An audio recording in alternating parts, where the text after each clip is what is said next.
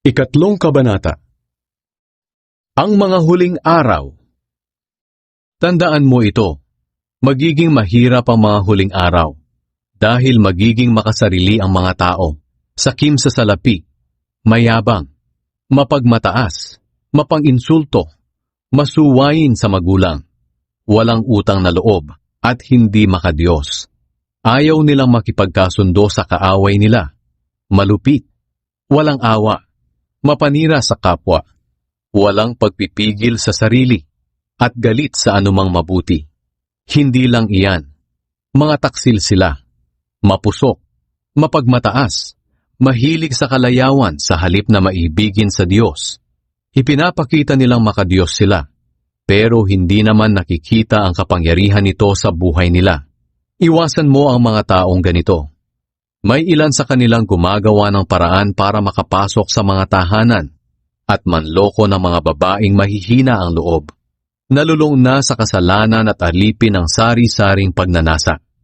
Nais laging matuto ng mga babaeng ito, pero hindi nila mauunawaan ang katotohanan kailanman. Ang pagkontra sa katotohanan ng mga lalaking nangangaral sa kanila ay gaya ng pagkontra ni Janes at Jambres kay Moises.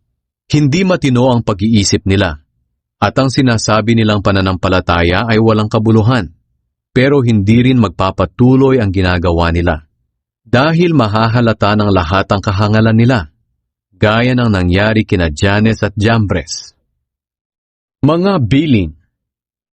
Ngunit ikaw, Timoteo, alam mo lahat ang itinuturo mo, ang aking pamumuhay, layunin, pananampalataya, pagtitiyaga, pag-ibig, at pagtitiis. Alam mo rin ang mga dinanas kong pag-uusig at paghihirap katulad ng nangyari sa akin sa Antioch, Iconium at Lystra. Ngunit iniligtas ako ng Panginoon sa lahat ng mga iyon.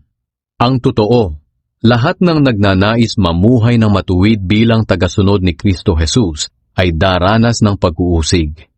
Ang masasama at manlilinlang namay, lalo pang sasama at patuloy na manlilinlang. Maging sila mismo'y malilinlang. Ngunit ikaw, magpatuloy ka sa mga bagay na natutunan mo at pinanaligan, dahil alam mo kung kanino mo ito natutunan. Mula pa sa pagkabata, alam mo na ang banal na kasulatan, na nakapagbibigay sa iyo ng karunungan tungo sa kaligtasan sa pamamagitan ng pananampalataya kay Kristo Jesus.